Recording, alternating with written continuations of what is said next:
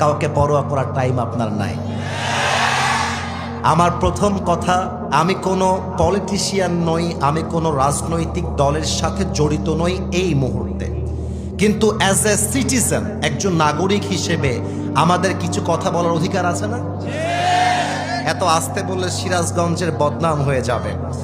আরে আমি তো সিরাজগঞ্জের মাটিকে নিয়ে বলেছিলাম, সিরাজগঞ্জের মানুষ যখন কথা বলে বিড়ালের মতো নয়, সিংহের মতো গর্জন দিয়ে এরা কথা বলে।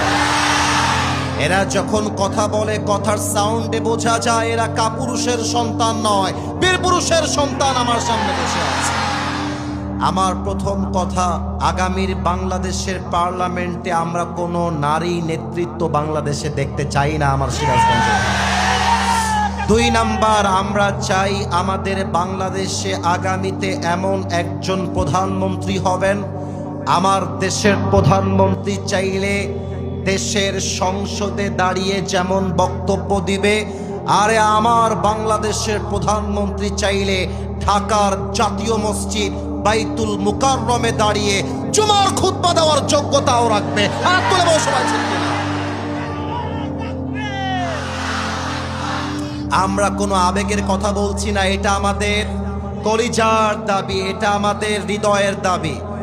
আমার কোনো একটা মাহফিলে একজন বাধা দিয়ে আপনারা দেখেছেন কি কাণ্ডটা সে ঘটিয়েছিল।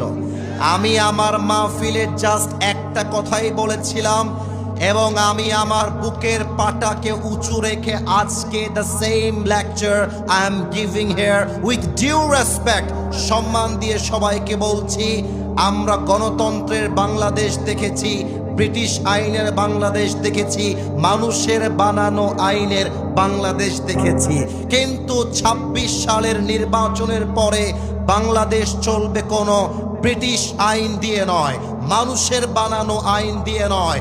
আগামীতে পার্লামেন্ট চলবে আল্লাহর কোরআনের সংবিধান দেশে।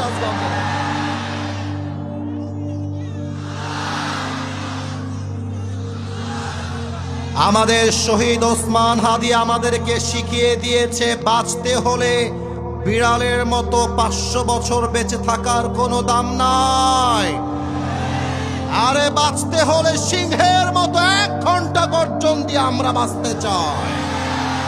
কাজী নজরুল ইসলাম লিখেছেন, বলো বীর বলো উন্নত মম শির, শির নেহারি আমারি নত শির ওই শিখর হিমাদ্রির।